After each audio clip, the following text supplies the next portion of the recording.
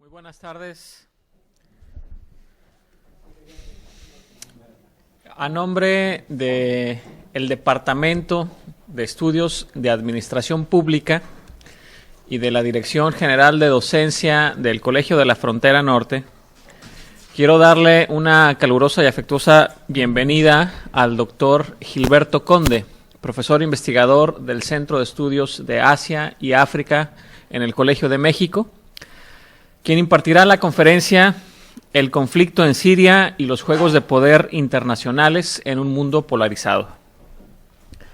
Me quiero permitir presentarles al doctor Gilberto Conde.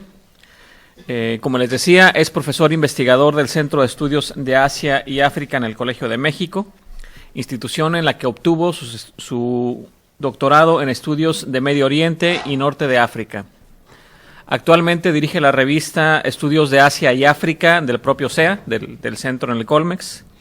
Ha impartido cursos de Geografía Política e Historia del Medio Oriente y el Norte de África en esa y en otras instituciones.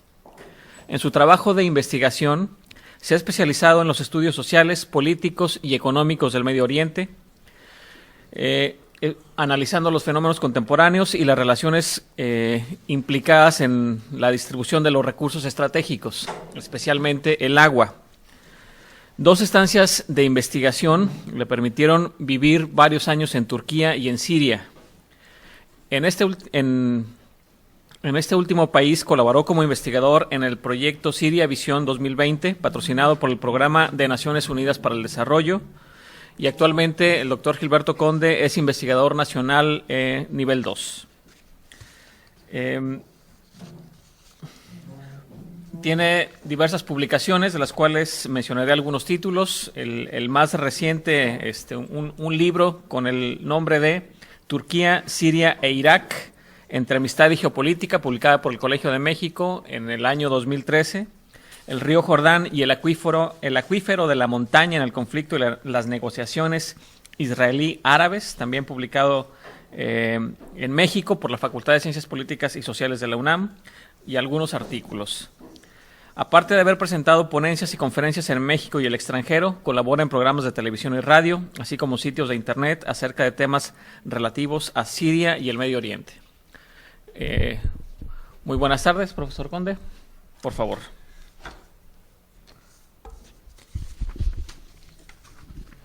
Muchas gracias, Alejandro. Quiero agradecerle al Colegio de la Frontera Norte por la invitación, por tenerme aquí. Es un placer estar de nuevo por acá, viendo el mar, las islas, pero sobre todo a ustedes. Y un placer, muchas gracias. La presentación de hoy es una presentación que trata de enfocar el conflicto que se está desarrollando en Siria desde el punto de vista de los conflictos o los juegos de poder internacionales y la supuesta o real polarización del mundo en los últimos años y particularmente en los últimos meses. Lo primero que habría que preguntarse desde mi punto de vista es qué tanto el conflicto en Siria es un conflicto geopolítico. Desde mi punto de vista, el conflicto en Siria tiene la particularidad de sintetizar varios conflictos. En una entrevista me preguntaba un individuo aquí en México que si lo de Siria no era como lo del 68 mexicano. Es decir, explicaba él, y en su programa tenía un militar que estaba entrevistándolo sobre la situación en Siria. Me decía él, ¿no es lo de Siria un poco como lo de México en el 68? Es decir, cuando hubo ese conflicto en el 68 en nuestro país, en realidad lo que estaba detrás era toda un complot internacional para desestabilizar a México. ¿No es lo mismo lo que está ocurriendo actualmente en Siria? Confieso que no le contesté, pero Probablemente está oyendo ahora por internet, pero aquí está la respuesta.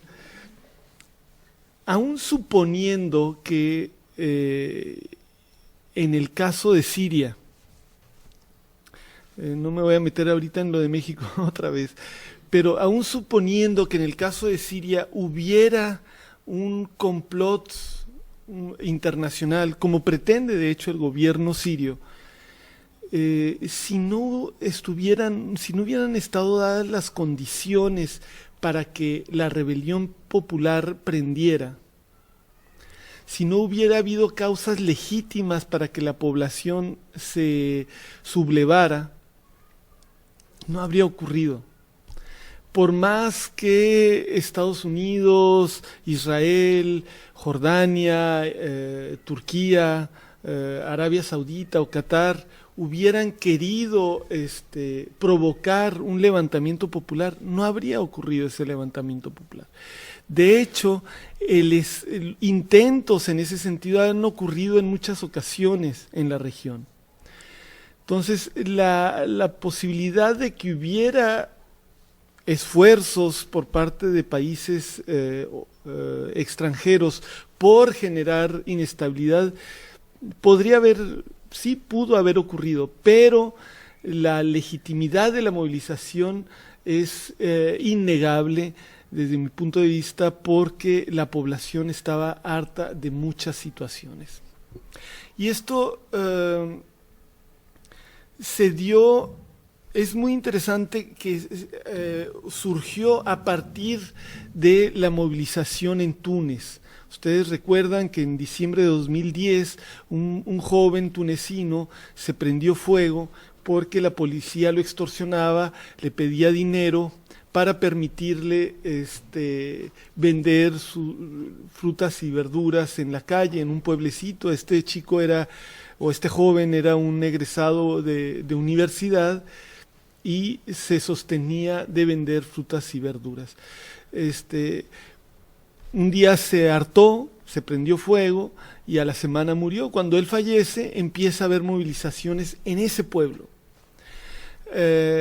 La particularidad, digamos, es que Al Jazeera, que es una televisora catarí, transmitió las imágenes de estas movilizaciones, de estos acontecimientos, y esto empezó a provocar pues mucho malestar y mucha inconformidad en el resto de Túnez y en otros países. Al cabo de 3 semanas, lo que era una movilización en un pueblecito se había convertido poco a poco, paulatinamente, en una movilización nacional que había llevado al derrocamiento del presidente tunecino. A las pocas semanas, esto se había extendido a casi todos los países árabes, llevando también al derrocamiento de Mubarak, el presidente de Egipto, que había estado ahí desde hacía 30 años aproximadamente. En Siria no ocurría nada aparentemente. El presidente Al-Assad declaró ante el Wall Street Journal que esto se debía a que el gobierno sirio estaba en sintonía con su población, que el gobierno sirio había mantenido una política nacionalista y que sí eran necesarias algunas reformas, y que se iban a hacer reformas, pero al ritmo al que se habían decidido desde hacía varios años en el Congreso del Partido Árabe Socialista del Ba'ath, que está en el gobierno desde los años 60, desde el 63, que su padre gobernó Siria del 70 al 2000 y él está en el gobierno desde el 2000. Pero a los pocos días de esa entrevista arrestan a unos jovencitos, a unos adolescentes que pintaron en las paredes el lema de un libro que está ahí en la mesa que se llama "El pueblo quiere que caiga el régimen". Escribieron eso en árabe en las paredes del pueblo en el que vivían, Deraa, en el sur de Siria. Los arrestaron, los torturaron, de hecho uno murió, y los pobladores de esa ciudad empezaron a manifestarse. Primero fueron algunos cientos, luego eran 1000. Al cabo de unos pocos días ya era muchísima gente, porque la reacción del gobierno fue entrar y reprimir. Yo creo, seguramente me equivoco, pero yo creo que el régimen, la reacción del régimen fue estúpida. Yo creo que el régimen debió haber dicho, vamos a hacer cambios, vamos a tomar una actitud de apoyo a la población, vamos a meter a la cárcel a los responsables de la represión, de haber reprimido a estos jóvenes, etcétera. Sobre todo viendo lo que estaba ocurriendo en otros países, viendo que Estados Unidos y la OTAN estaban empezando a atacar Libia, y en lugar de eso decidieron reprimir, polarizar la situación y buscar dividir a la oposición, buscar aumentar su base de apoyo, una cierta legitimidad entre algunos sectores de la población siria, y acusar al imperialismo estadounidense, europeo y a países de la región que están muy aliados a Estados Unidos y Europa, como Arabia Saudita, Qatar y Turquía, acusarlos a ellos de haber realizado un complot para debilitar y derrocar a su gobierno. Yo digo que fue una gran estupidez porque desde mi punto de vista, modestamente, creo que todavía tenía un cierto capital político Bashar al-Assad y su régimen, no un enorme capital político, porque si no, no habría ocurrido lo que ocurrió, pero algún capital político que podría haber todavía maniobrado, y si no lo hubiera logrado, todavía podía tener esperanzas de haber logrado atraer a sectores importantes de la población y neutralizar las manifestaciones en su contra si hubiera tomado una actitud distinta, pero no lo hizo. Ahora, lo que empezó como una insurrección popular por la represión, pero no por la represión de ese momento únicamente, sino por la memoria de la represión y décadas de represión, lo que empezó como un movimiento también, las demandas o las, ¿cómo se dice? Las consignas de los manifestantes rápidamente pasaron de este punto de la represión, pasaron al tema de la corrupción, al tema de libertades, al tema del desempleo y la pobreza. Empezaron a abarcar una serie de temas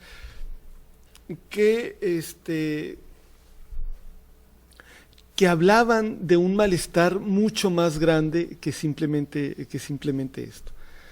Bueno, ahora, ¿qué tanto hay de cierto o por qué se podía pensar o podemos ahora pensar que el conflicto es un conflicto que tiene que ver con juegos de poder internacionales?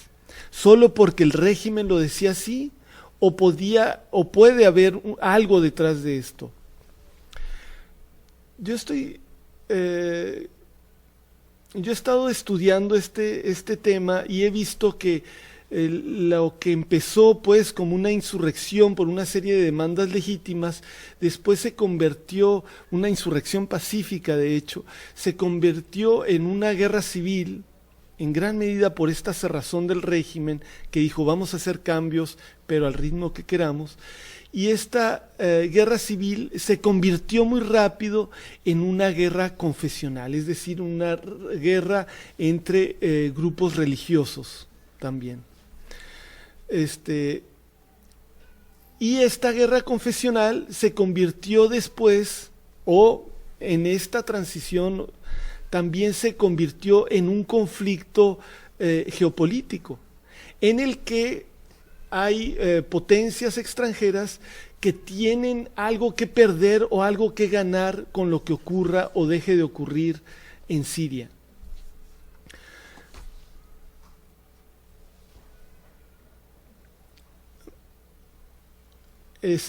Bueno, la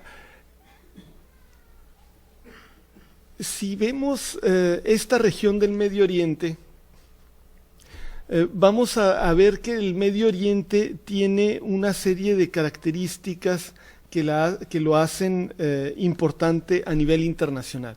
Para empezar, bueno, aquí donde ven el cursor, sí se ve acá, ¿no? Donde ven el cursor es donde está el Medio Oriente, esta región de aquí. Por supuesto que saben que esta masa continental es Europa, Asia y África, y el Medio Oriente se encuentra en una ubicación clave que lo ha hecho muy importante desde hace 3000 años aproximadamente, en rutas comerciales que van desde Asia hasta Europa, con sus puntos intermedios naturalmente. Es la famosa ruta de la seda, creo que todos la han oído mencionar.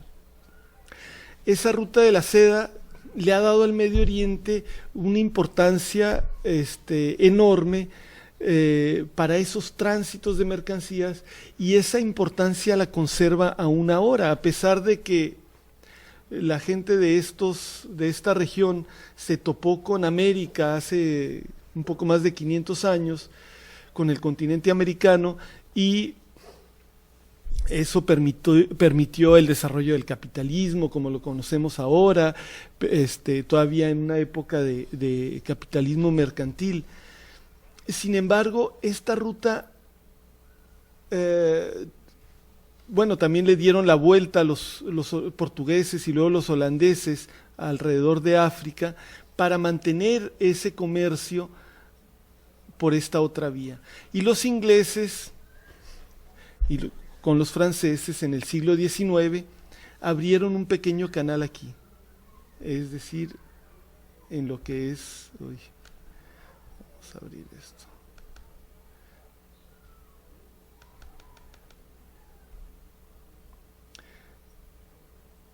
Aquí en Egipto, aquí abrieron un canal, que es el canal de Suez,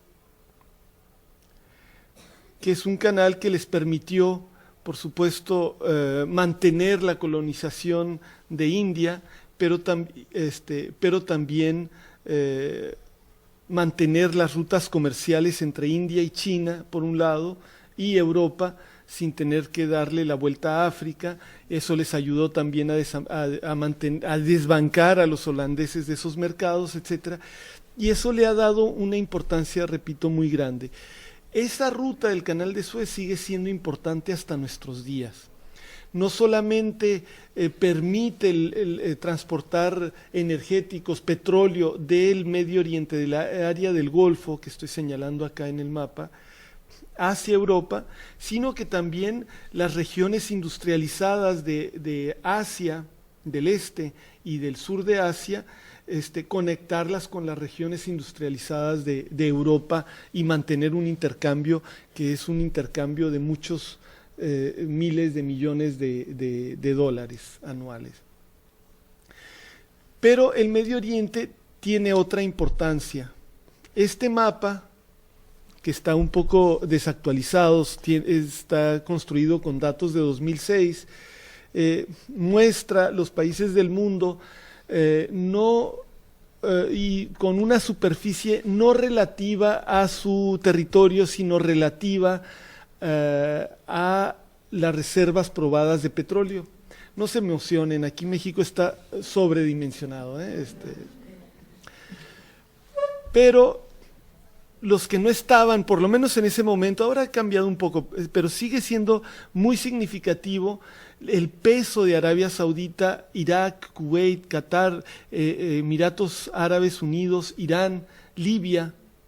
Son países que están relativamente muy cerca unos de otros y que contienen las mayores reservas mundiales de petróleo, de petróleo.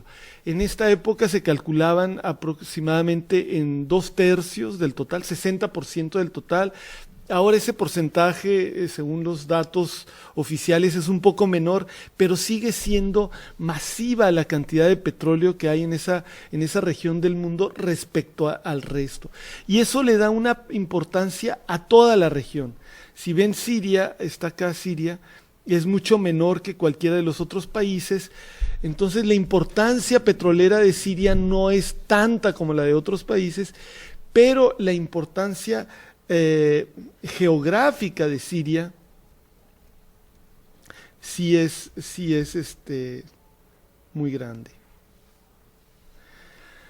Aquí vemos la región del Medio Oriente. Acá está, bueno, Irán, Irak, Arabia Saudita, y aquí Siria en la entrada del Mediterráneo. ¿De acuerdo? Esta ubicación es importante, pero digamos aquí lo que importa es todo el Medio Oriente. El Medio Oriente ha sido muy importante desde, ya les decía más o menos desde cuándo, retomó su importancia con el Canal de Suez, pero esta importancia se vio multiplicada a principios del siglo XX con los hallazgos del petróleo. Los británicos, después de la Primera Guerra Mundial, decidieron, junto con los franceses, que fueron entre ellos dos los vencedores de esa Primera Guerra Mundial, repartirse los territorios del Medio Oriente entre ellos. Y la mayor parte de estos territorios fueron convertidos en colonias británicas o francesas. Siria y Líbano estaban bajo control francés, Irak, Jordania, Palestina, y gran parte de la península arábiga estaban bajo control británico. Irán estuvo también bajo control británico durante gran parte de la primera mitad de ese siglo XX. Egipto estuvo bajo control británico hasta poco después de la Segunda Guerra Mundial. Este control era muy importante desde el punto de vista geoestratégico. No eran las únicas zonas del mundo que dominaban los británicos y los franceses, pero sí era una región clave desde el punto de vista de los energéticos y desde el punto de vista del paso, y para los británicos la conexión con sus colonias o su colonia en la India, que era muy importante. Ahora, después de la Segunda Guerra Mundial, como todos ustedes saben, vino la Guerra Fría, en la que el mundo se dividió en dos grandes bloques.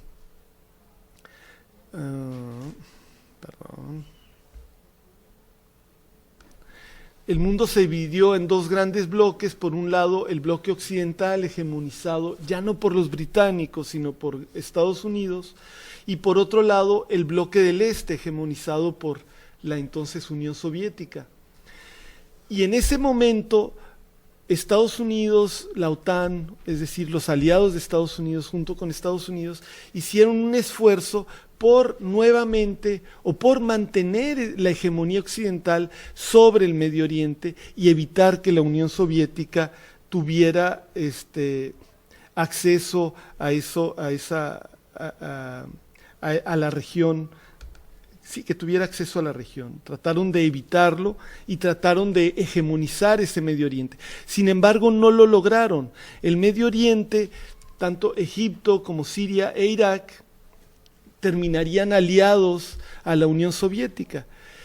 Cuando desaparece la Unión Soviética, Estados Unidos espera lograr hegemonizar nuevamente el Medio Oriente, pero hegemonizarlo en su totalidad, pero tampoco lo logra. Se da la guerra del Golfo en 1991, pero aunque logra atraer a una serie de países a la alianza que constituyó para controlar la región, Siria siguió con mucha independencia, Irán siguió con mucha independencia, y bueno, Irak tampoco lo invadió.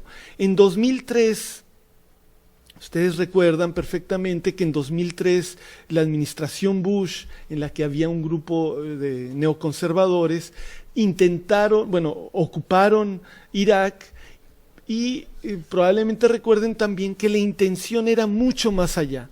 La intención era, ellos hablaban de la iniciativa para el Gran Medio Oriente, es decir, todo el norte de África, el Medio Oriente, pero también Afganistán y Pakistán. La intención era dominar toda esta región por parte de Estados Unidos. Y el proyecto fracasó de nuevo. Se lanzaron a la guerra, invadieron Irak y a los pocos días de invadir Irak, decían, ya empezó un levantamiento popular en Irán. El país que vamos a invadir, el país que sigue por ocupar es Siria.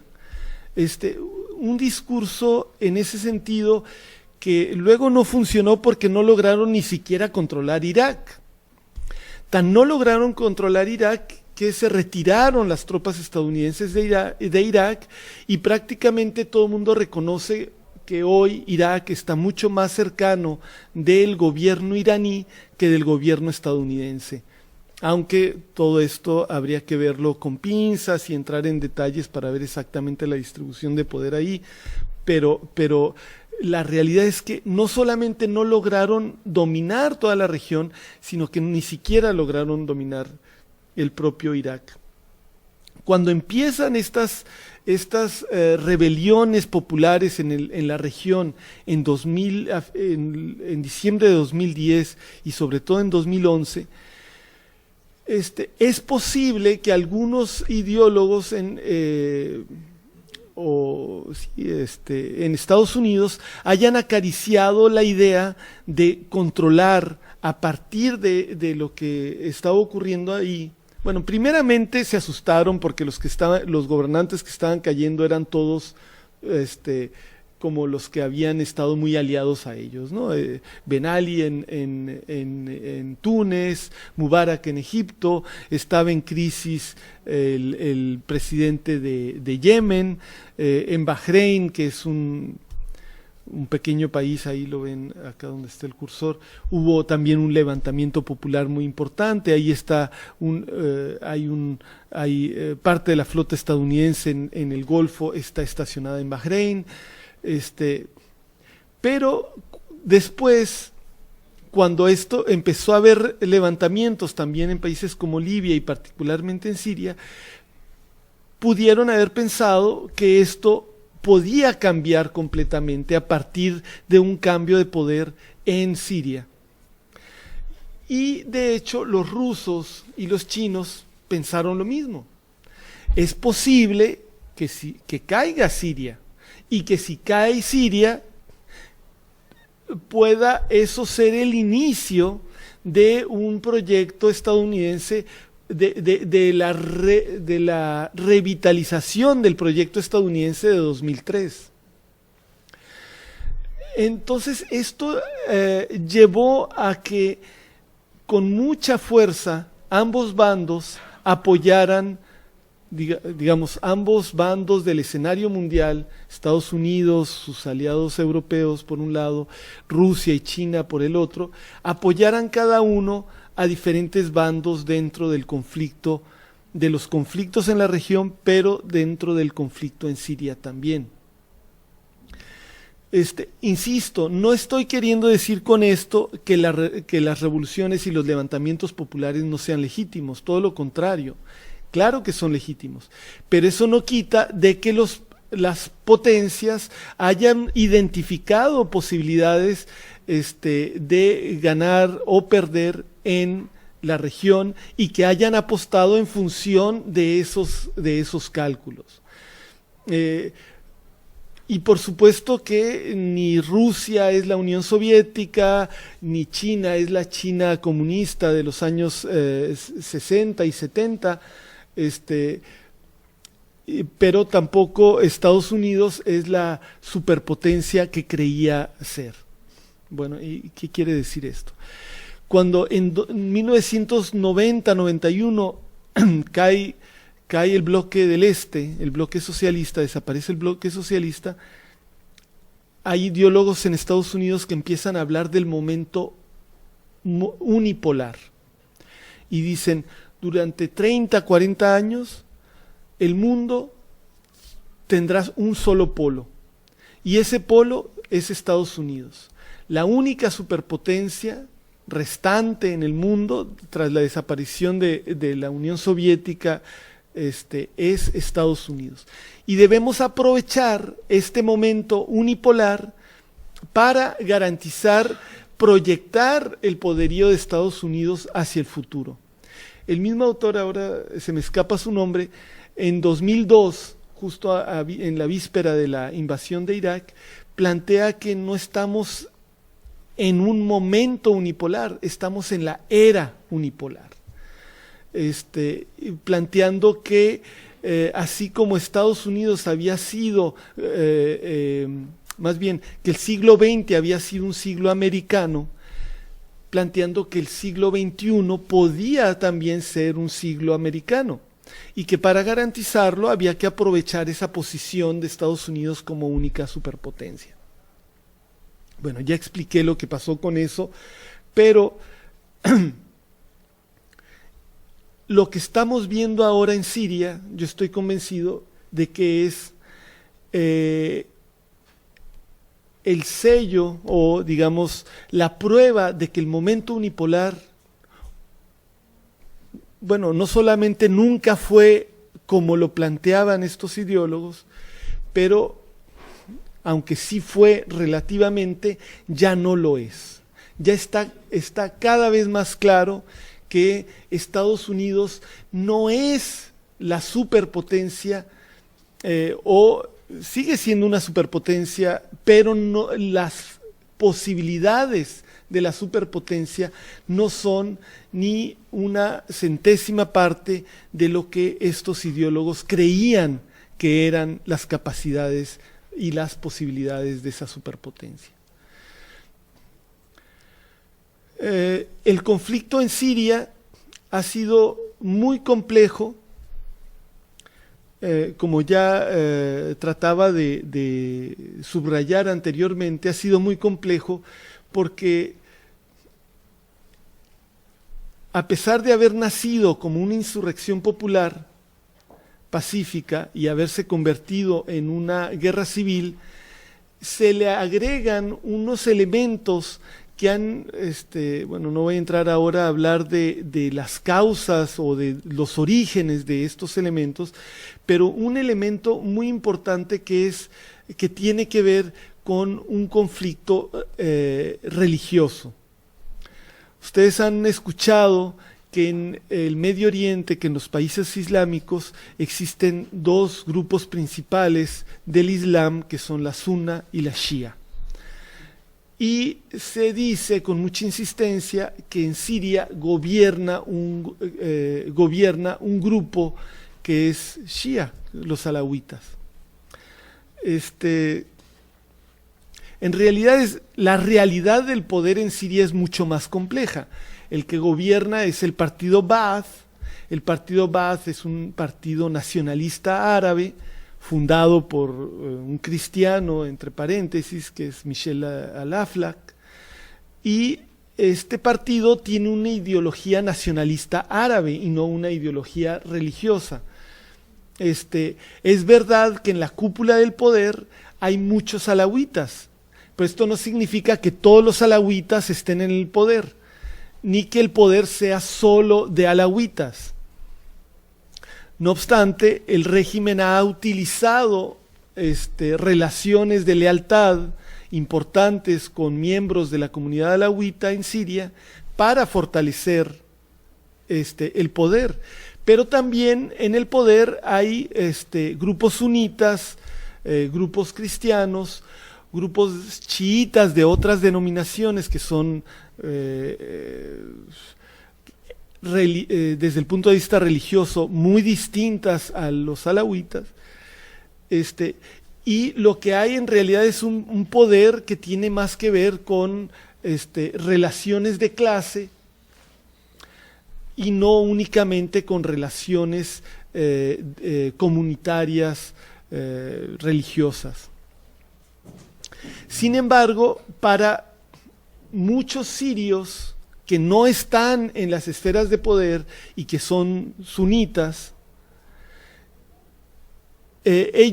para ellos sí se han tragado, muchos de ellos, no todos, ¿verdad? Pero muchos de ellos sí se han tomado ese discurso sectario, confesional, de que el poder pertenece a un grupo religioso. Y este mismo discurso ha sido atizado por grupos, grupos que consideran la religión como una ideología política, es decir, los islamistas, ¿no? Porque hay que obviamente distinguir entre musulmanes e islamistas, no es lo mismo islam que islamismo. Probablemente no sea necesaria la aclaración, pero prefiero hacerla porque muchas veces sí es necesaria la aclaración. Entonces, el islamismo es una ideología política, y el islamismo, hay islamismo sunita y hay islamismo chiita. Entonces, en Arabia Saudita y Qatar y otros países han fomentado el islamismo sunita durante mucho tiempo y han fomentado un discurso de que hay una media luna chiita que va desde Irán hasta Siria y Líbano, pasando por Irak, y que esa media luna chiita está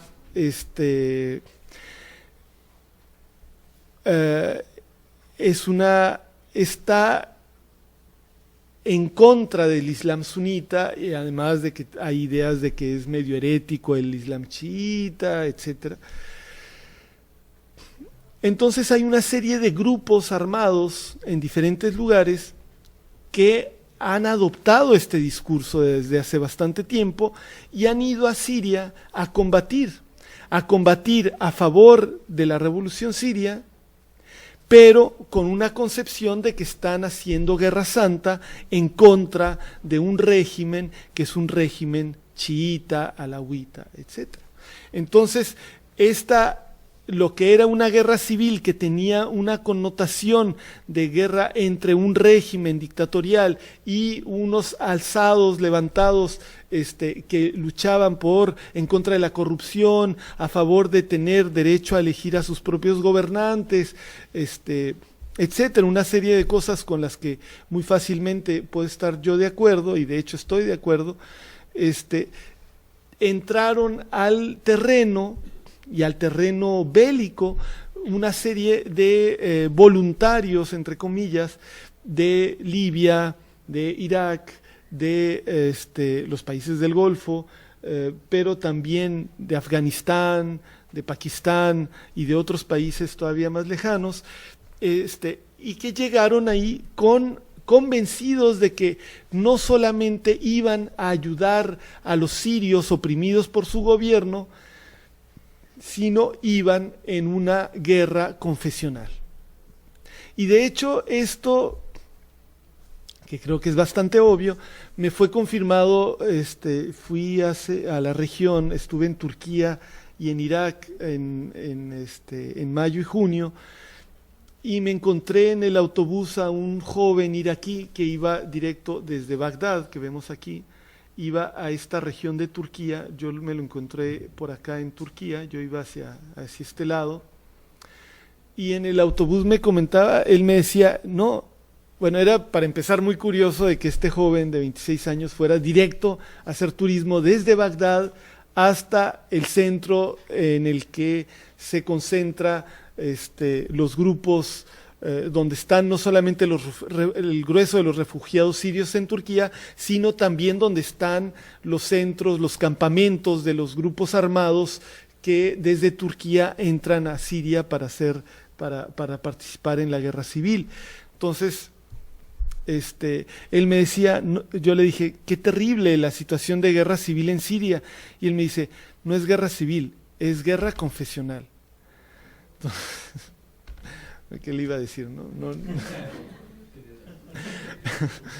Probablemente tenga razón. Bueno, yo sé, yo no soy, pero esta situación de complejidad de la guerra en Siria ha hecho que incluso Estados Unidos y sus aliados, por lo menos en Europa e Israel, vean la situación en Siria como una apuesta que no está echada, o sea, el resultado de la apuesta no está echado, no está definido de antemano. Si logran derrocar al régimen de Assad, ¿qué va a suceder? Incluso algunos ideólogos estadounidenses han planteado que la guerra civil en Siria va a empezar el día que caiga el régimen. O sea, están a favor de que caiga el régimen, a favor de todo esto, pero ¿qué va a suceder después? No saben. Y de hecho, esto ha hecho pensar a algunos participantes de la revolución siria que el juego de Estados Unidos es un juego vicioso de apoyar a la revolución, pero no lo suficiente para derrocar al régimen.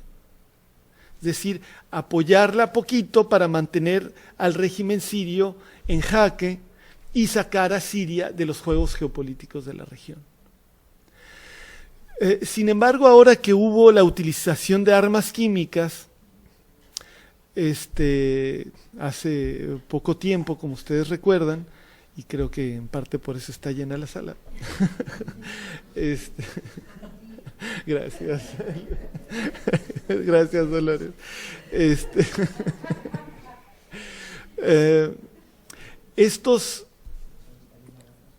Esta utilización de armas químicas, aunque el gobierno de Estados Unidos siempre dijo fue el régimen el que las utilizó, el hecho de que el desenlace a mí me hace pensar que no estaban tan seguros. O si estaban seguros, no tenían las pruebas, pero la evolución de todo esto llevó a Estados Unidos a una situación muy particular. ¿Y cuál es la situación esta muy particular a la que llegó Estados Unidos? Llegó a una situación en la que, a diferencia incluso de 2003, no hablemos de 1991, 1991 Estados Unidos logró hacer una alianza para atacar Irak que abarcaba a muchísimos países. En 2003, pues tuvo Estados Unidos al aliado especial Gran Bretaña, y bueno, a Polonia, Costa Rica, El Salvador, algunos países muy importantes, bueno, España naturalmente y Portugal, que apoyaron la invasión de Irak. Pero ahora que ni siquiera se planteaba Estados Unidos invadir Irak, solamente se planteaba atacar Irak por medio de misiles Tomahawk lanzados desde portaaviones y desde destructores en el Mediterráneo, desde acá, con sistemas computarizados para guiarlos hasta los objetivos, de manera quirúrgica, etcétera, todo este discurso que conocemos ya bastante bien. Ahora solamente apoyaba a Estados Unidos un puñado de países, concretamente Francia, ya el aliado especial de toda la Guerra Fría, de toda la posguerra fría. Gran Bretaña tampoco se atrevió a apoyar a Estados Unidos. Turquía, Arabia Saudita, ni siquiera Qatar, y bueno, Canadá, Australia, otros países que también cuentan mucho. Pero se vio tan aislado en el escenario internacional Estados Unidos que el presidente Obama se vio obligado a solicitarle apoyo al Congreso de su país, a sabiendas de que no tenía ese apoyo en el Congreso.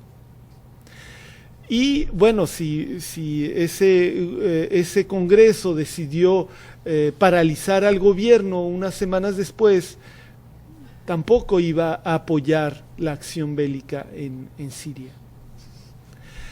Nos encontramos pues ante una situación de debilidad relativa de Estados Unidos en el escenario internacional y un activismo muy prominente por parte de Rusia concretamente y de Putin. Todos conocen el artículo de Putin en el New York Times de hace unas semanas. Saben también del Premio Nobel de la Paz al Comité por el Desarme de Armas Químicas, y eso se debe obviamente a que no se dio la guerra en la región. Estamos ante una situación muy curiosa que podría hacernos pensar que el mundo se está polarizando de nuevo. Yo no creo, pienso que debemos esperarnos todavía antes de declarar que hay una polarización en el mundo. Sí, yo creo que sí hay alianzas importantes entre Rusia, China y algunos otros actores internacionales, pero yo creo que nos encontramos en una situación de multipolaridad. Estamos en una situación en la que no hay, obviamente la situación del momento unipolar ya desapareció. Para mí es obvio, esto lo muestra de una manera muy clara, según yo, y tenemos toda una serie de países que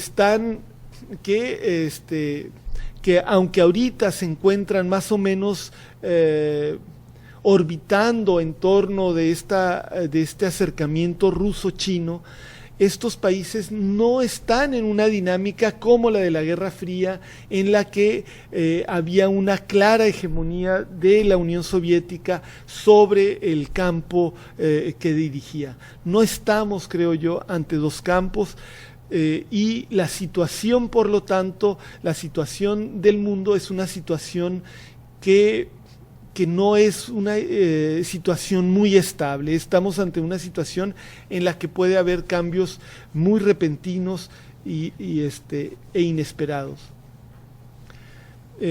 Para concluir, simplemente quiero decir que la situación en Siria, a pesar de que hay un intento y que el acuerdo en torno de las armas químicas es el inicio de la puesta en práctica probablemente de un acuerdo entre Estados Unidos y Rusia para calmar la situación ahí,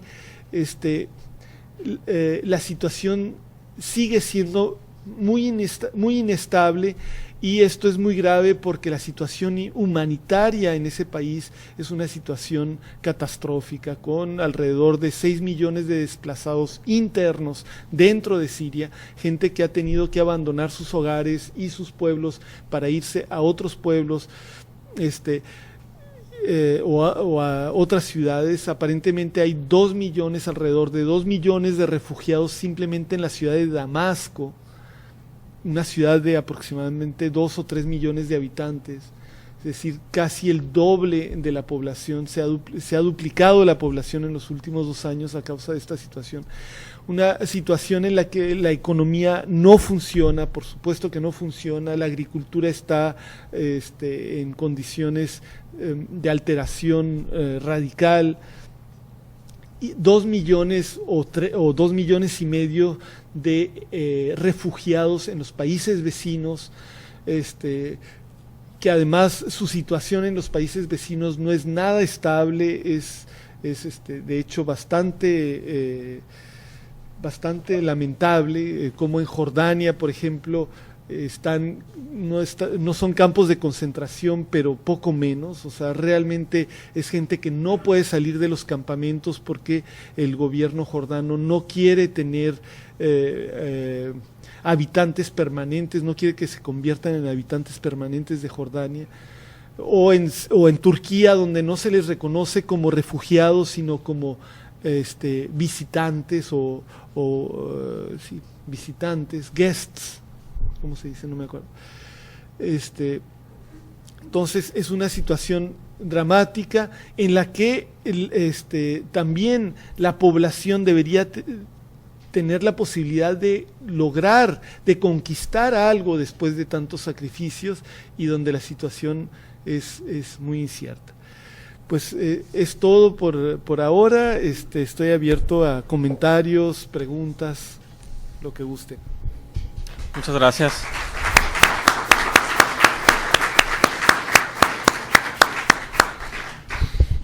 Me permito retomar las participaciones del público. Quiero pedirles que al hacer su intervención nos digan quiénes son, de dónde vienen, y hagan una intervención puntual, por favor. El colega que levantó la mano. Dolores.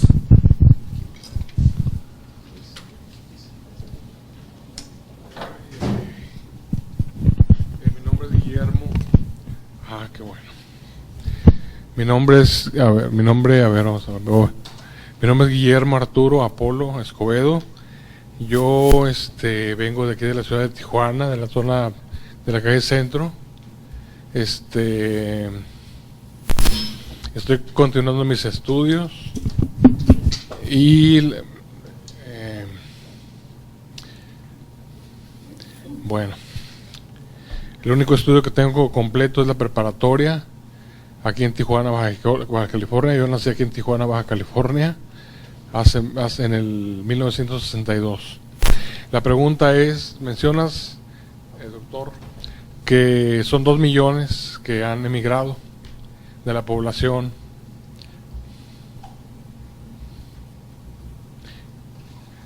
¿Cuál es la población total de esa zona?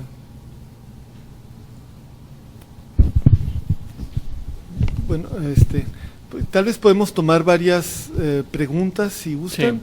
Sí. Voy a contestar muy rápido. La población total de Siria es de alrededor de 23 millones de habitantes. O sea, estamos hablando del 10% de la población que ha debido refugiarse fuera del país.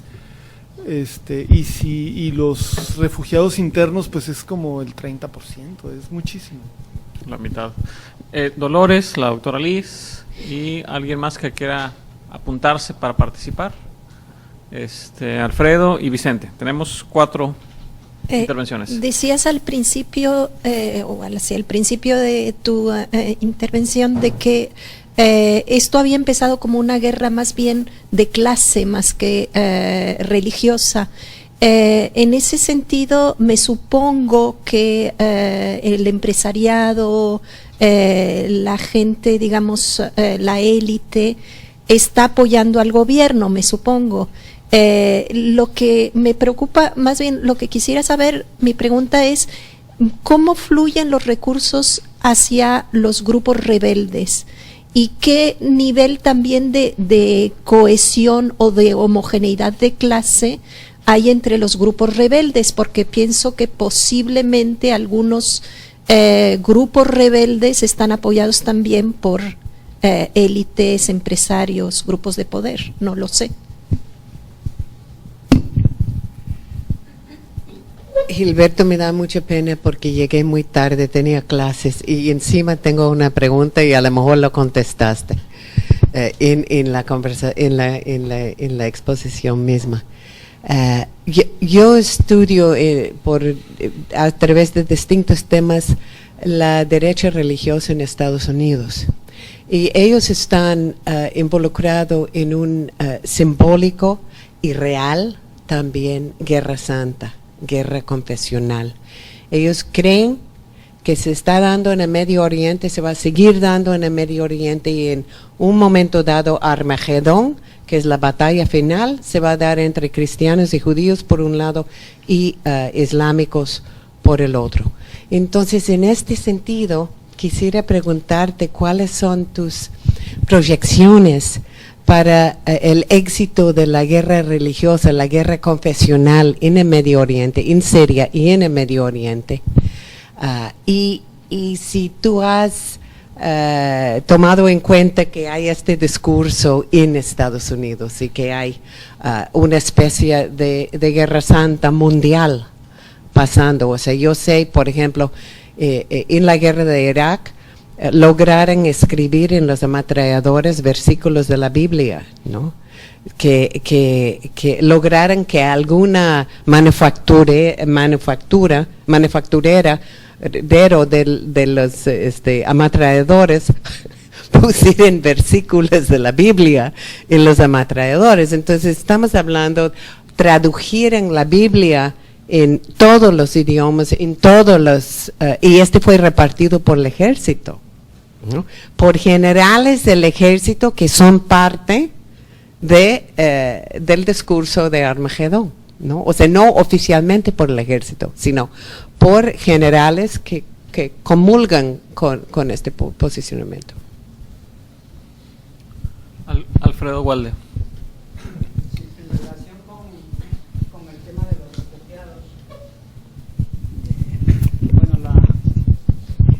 efectivamente, lo deseable sería que los gobiernos de Turquía, del Líbano, de Jordania, etcétera, dieran de alguna manera un apoyo a estas gentes que están en condiciones terribles.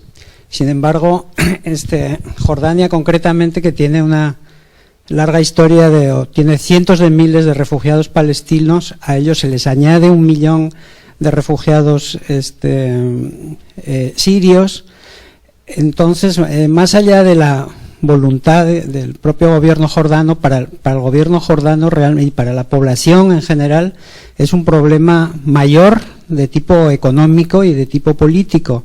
No es esperable que haya ayuda para los refugiados desde esa perspectiva. Lo único que van a hacer va a ser contenerlos ahí como pueden, ni siquiera pueden darles agua porque hay escasez de agua en esa zona, ¿no?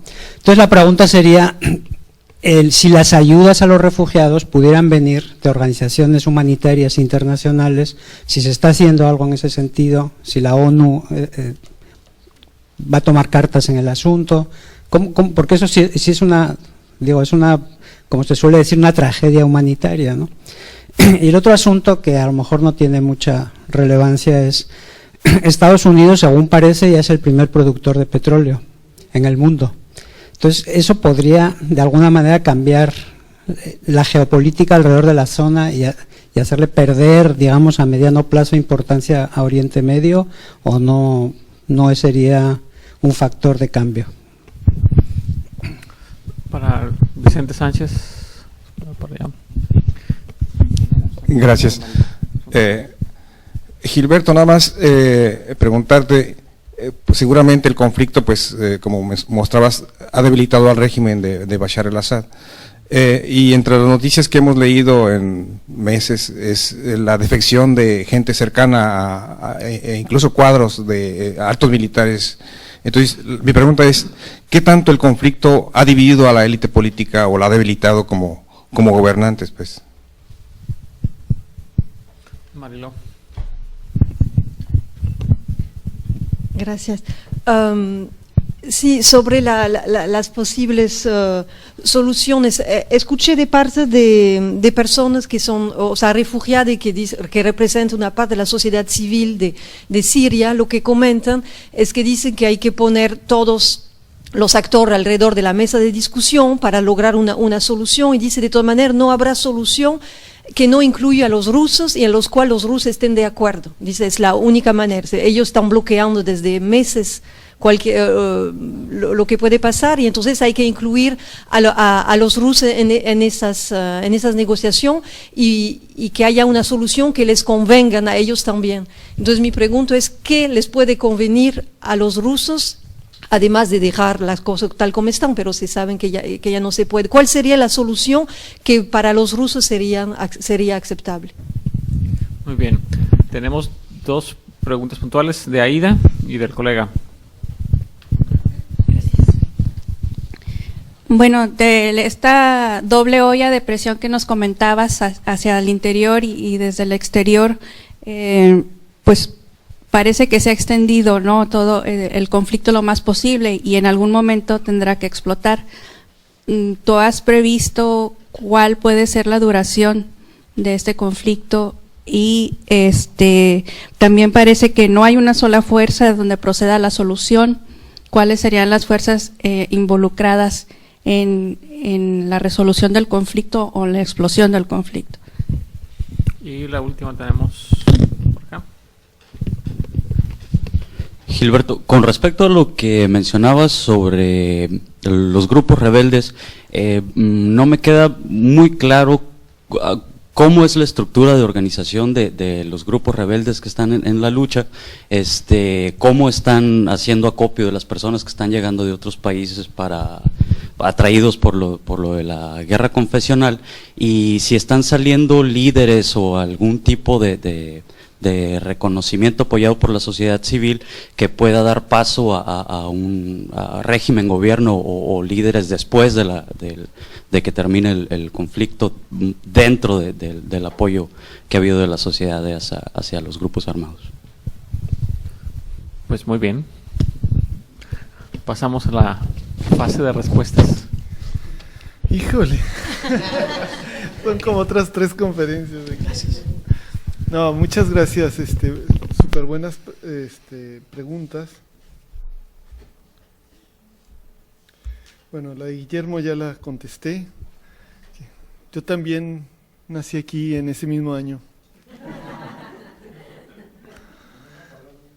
No, pero muy cerca, muy cerca. Era más chico Tijuana, ¿verdad? O eras de la mesa o eras de...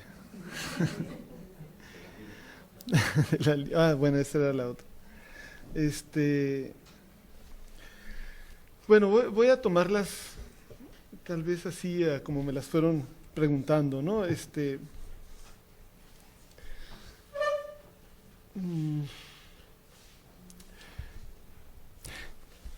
Sí, yo creo que el elemento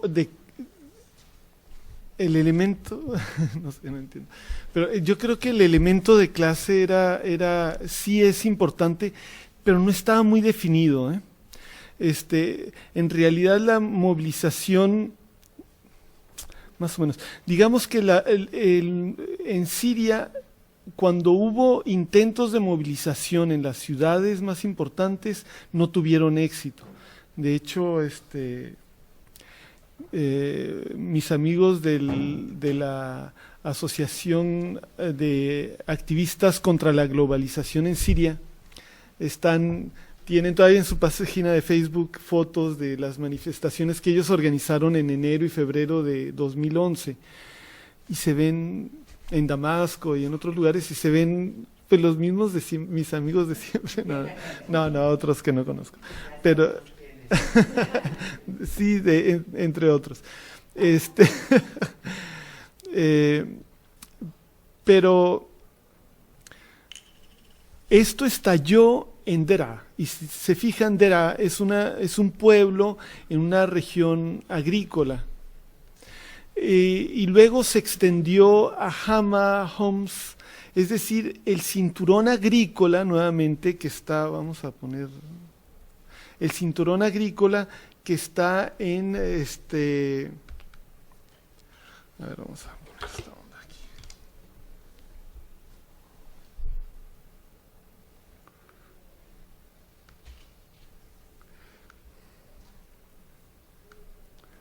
Tengo otro mapa más bonito por ahí, pero no sé dónde está.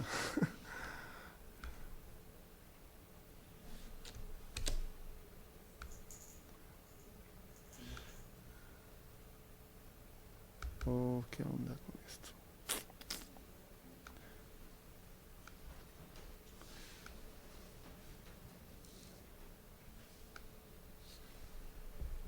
¿Por qué está tan grande? Bueno, no importa. Aquí esto es Siria, ¿no?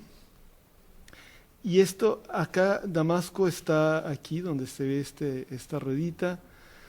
Homs está aproximadamente aquí. Alepo está acá arriba, Idlib aquí. Esta zona es la que se levantó. Y esta zona es la zona irrigada por el río Orontes. Bueno, Vicente, hola. Pero no solamente porque me interese a mí lo del agua y de los ríos, sino porque es realmente esta zona del Orontes, donde la cuenca del Orontes, donde se ha desarrollado con más éxito la agricultura en Siria desde los años 50, y desde antes, pero en los años 50 con mucha fuerza. Una de las críticas que se le hicieron al partido Baath es que apoyó mucho a los campesinos. Siria es uno de los pocos países de la región en los que todavía en el 2000 la mitad de la población vivía en el campo y vivía del campo. Las ciudades representaban la mitad de la población aproximadamente. Y esta población está muy molesta, el campesinado está muy resentido con el gobierno de Bashar al-Assad, porque el gobierno de Bashar al-Assad es un gobierno que se ha distinguido por la aplicación del neoliberalismo, desde que entró en el 2000, pero con mucha mayor intensidad a partir de 2004, 2005. Y los grandes excluidos del proyecto son los campesinos. Y también mucha gente en las ciudades, pero sobre todo los campesinos, que después de haber estado en una situación de relativo privilegio, son abandonados súbitamente. Esto creo que es muy interesante. Ahora, en esta región también es una región en la que hay poblaciones sunitas muy conservadoras y que también, no solo, Siria, bueno, les voy a enseñar otro mapa porque esto es como increíble. ¿Qué estoy haciendo? Un momento,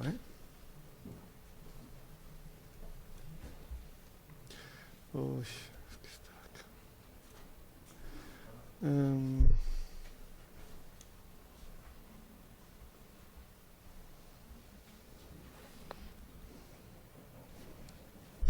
Que no me acuerdo dónde lo tengo. Aquí está. Este es el mapa étnico de Siria, que es bastante ridículo en realidad, pero para mi gusto. Es un mapa en el que vemos Siria y la costa levantina, es decir, acá está Israel, Palestina, Líbano y Siria, ¿no? Y estos colores, cada color es un grupo religioso distinto o un grupo étnico distinto. Y tenemos pero es donde estos grupos son mayoritarios, no es donde estos grupos sean exclusivos.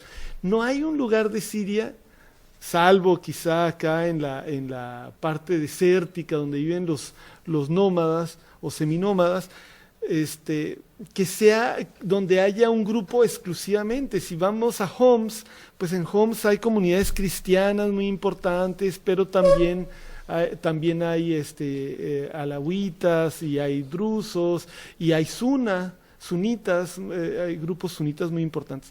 Si vamos a Hama, pues en Hama, aunque es ahí como uno de los centros conservadores importantes, sunitas, donde los islamistas tuvieron mucha fuerza en la década del 70 y del 80, también es un collage religioso y étnico. Y toda esta zona, que es la zona más densamente poblada, es así. Entonces Pero bueno, a lo que iba es a que en esta región sí hay un resentimiento de clase, aunque no es necesariamente el proletariado del que estamos hablando cuando hablamos de clase, ¿no? Perdón, vamos a desconectar esto.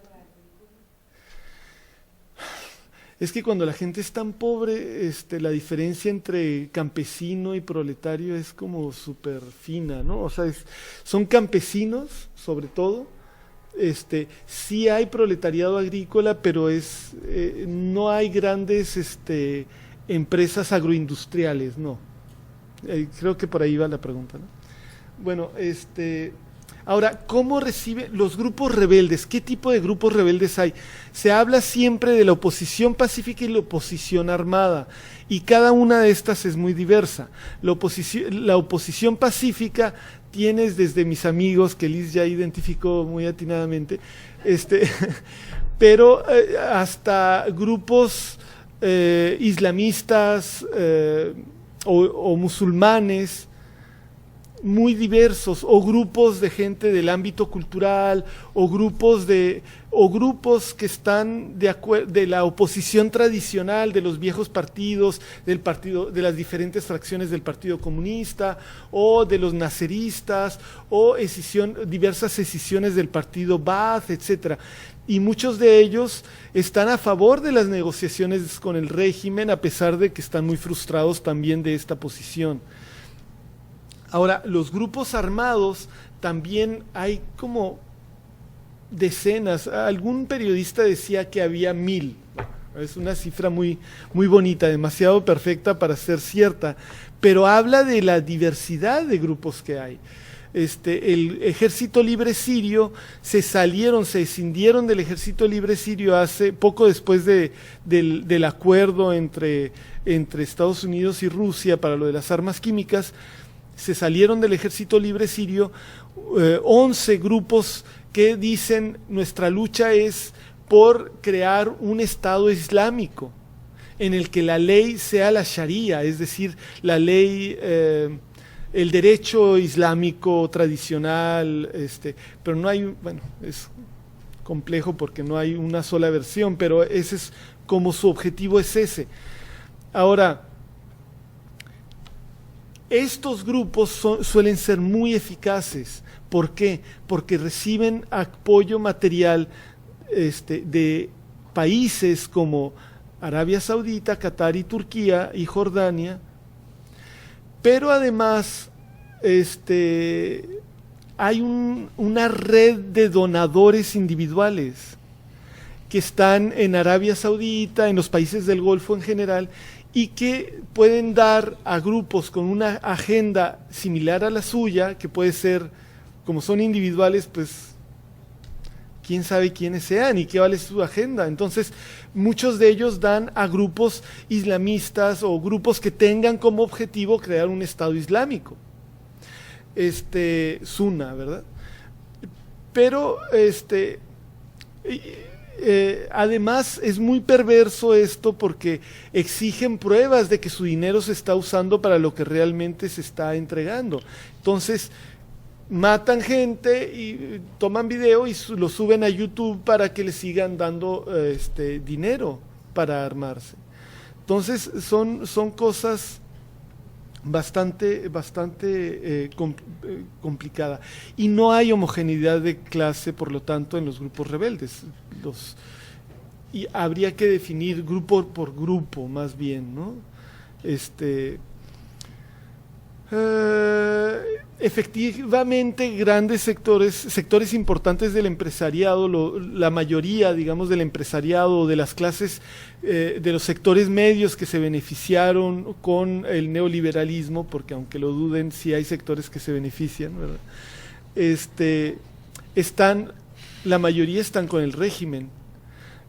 También siempre tenemos que hablar de mayorías y minorías porque no podemos generalizar. Si regresamos a nuestro bonito mapa de los grupos étnicos,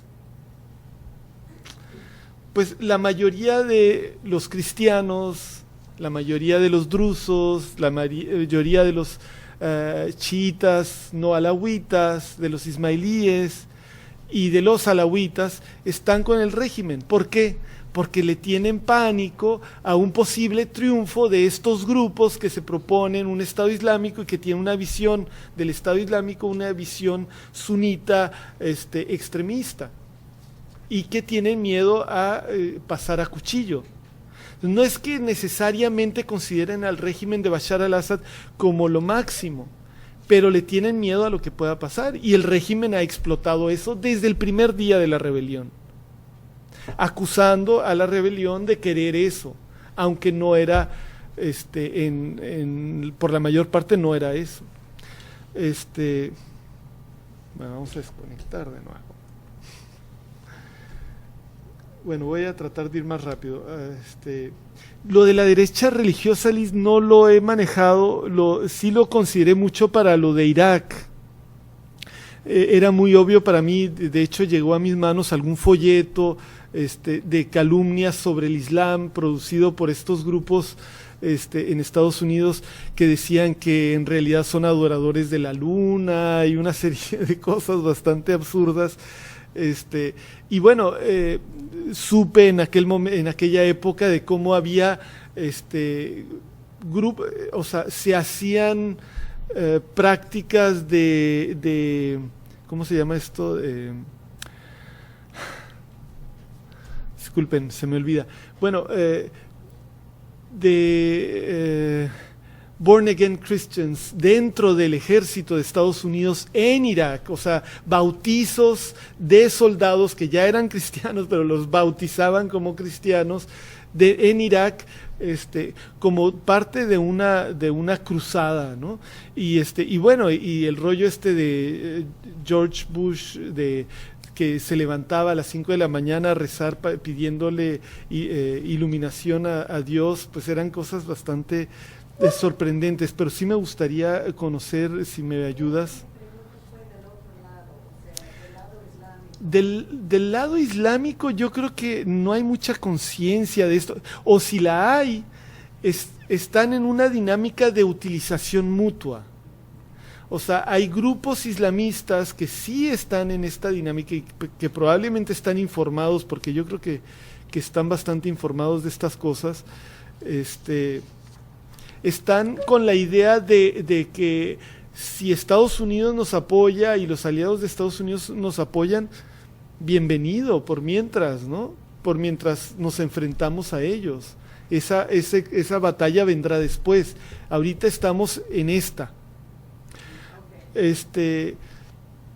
Sin embargo, es una idea bastante absurda porque en la región hay muchos cristianos, ya vieron el mapa, el 10% de la población en Siria son o ortodoxos o católicos, y también los hay protestantes. Quizá para esos grupos no sean buenos cristianos de todas formas, ¿no? No sé, yo me pregunto. Alfredo, sí, estoy de acuerdo, o sea, para Jordania es complicadísimo, ¿no? De hecho, el 70% de la población jordana son refugiados palestinos, que ahora ya son ciudadanos jordanos, es gente que un poco se reconoce como que esos son también jordanos. Sin embargo, es un poco, ¿cómo decir esto políticamente correcto? Jordania tiene también una parte de responsabilidad importante en lo que está ocurriendo en Siria, creo yo. La responsabilidad mayor es del gobierno sirio, no me cabe duda, pero los gobiernos vecinos, yo creo que su actitud no fue la mejor. Estaban apostándole a que cayera el régimen, a que iba a caer el régimen de Assad en poco tiempo. Si había caído Mubarak y había caído Ben Ali, y si ahora además teníamos a Estados Unidos y a la OTAN ayudando a tumbar a Gaddafi, pues ¿por qué iban a creer que iba a suceder algo distinto en Siria? No lo creían. Y estaban apostando a que iba a suceder lo mismo en Siria y a que los grandes beneficiarios iban a ser ellos. Entonces, en lugar de contribuir y de presionar a que hubiera una solución política y negociada en Siria, estuvieron apostando a la guerra civil en Siria y ellos contribuyeron de esa manera a la creación de este problema de los refugiados. No digo que esté bien, no son juicios de valor, es a lo que voy, ¿no? Pero creo que así ha sido. Ahora, ¿quién ayuda? Hay toda una serie, no tengo ahorita el mapa, la verdad no sé dónde está, pero hay un mapa muy interesante de USAID en el que muestran todas las organizaciones que están dando apoyo a la población, bueno, apoyo a los humanitario en Siria, no sé dónde lo dejé, pero está la ONU, por supuesto, pero también está USAID, y no dan en los mismos lugares generalmente, ni a la misma gente, pero están distribuidas diferentes organizaciones.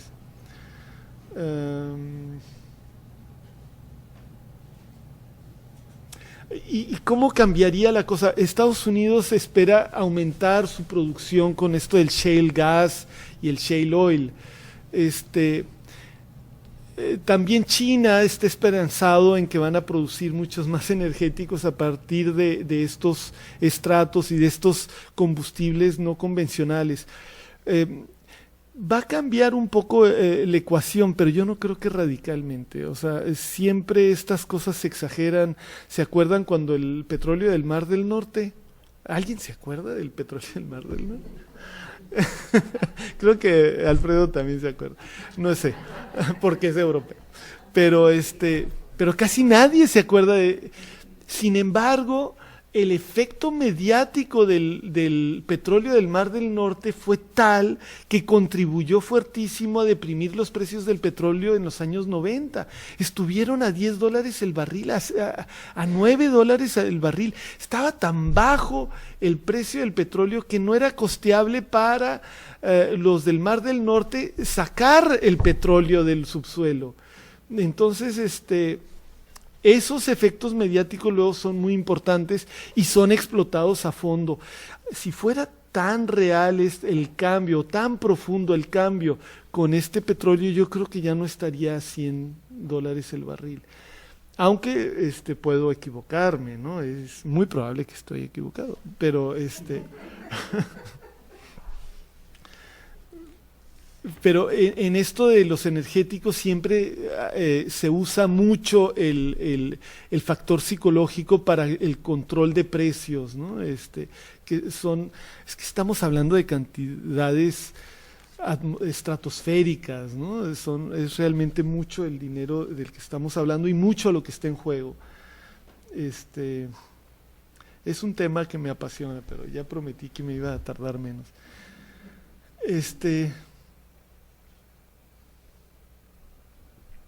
Bueno, ya contesté un poquito la pregunta de Vicente, pero yo creo que sí está muy debilitada, pero fue muy hábil el régimen, y también en alguna entrevista en octubre de 2011 me preguntaban, acaba de aparecer el Ejército Libre Sirio, Patricia Yaniot de CNN me preguntaba, acaba de aparecer el Ejército Libre Sirio, ¿cree usted que esto es el inicio del fin del gobierno de Bashar al-Assad? Y se súper enojó porque le dije que no, pero pues tenía razón, la verdad tenía razón. ¿Y por qué tenía razón? Porque el régimen, no solamente lo que le expliqué ahí, es un régimen que sabe, que tiene experiencia de vivir en el aislamiento económico y político, sino que además jugó muy hábilmente con los temores de la población. El gobierno dijo, esto va hacia una guerra, es una sedición, es una guerra confesional, es un conflicto confesional, y es una conspiración extranjera. Lo que los rebeldes quieren es la intervención extranjera. Y lo que el movimiento, que en la época era pacífico y eran pues mis amigos y otros, lo que estaban planteando era que el movimiento tenía 3 principios básicos, que eran los 3 no de la revolución siria, o de la rebelión siria, si le quieren llamar, según cómo quieran traducir la palabra Zaura. Pero el primer no era, el movimiento es pacífico, no a la violencia. Segundo no es no al sectarismo religioso, no al conflicto confesional. Y el tercer no era no a la intervención extranjera. Y los 3 no, en parte por una estrategia del gobierno que buscaba romper la legitimidad del movimiento, el movimiento tuvo que romper en gran medida, o su gran mayoría, o lo esencial, pues, en términos prácticos, tuvo que romper con cada uno de los 3 no. Entonces, eso debilitó la legitimidad del movimiento y ayudó a darle cohesión a la élite al gobierno, cohesión, digamos, apoyo popular, aunque sea relativo al gobierno, y por lo tanto a mantener la unidad de la élite política y militar, que es muy importante. Y esta élite política y militar que está muy penetrada por los alawitas también se compone de sectores sunitas, etc. Marilor, no habrá solución sin los rusos. El problema aquí es que no habrá, parte de la tragedia en Siria es que no habrá solución sin las potencias extranjeras. Y como tanto Estados Unidos como Rusia y sus aliados, etcétera, China, bueno, la Unión Europea, etcétera, hay mucho en juego para todos ellos. Primero, tiene que demostrarse que quieren una solución, y una vez que decidan que van a resolver, van a tener que negociar la solución, porque así como hay un empate técnico entre las fuerzas dentro de Siria, hay un empate técnico entre las fuerzas que están afuera. Entonces, tienen que negociar, y yo creo que los rusos preferirían pacificar el asunto.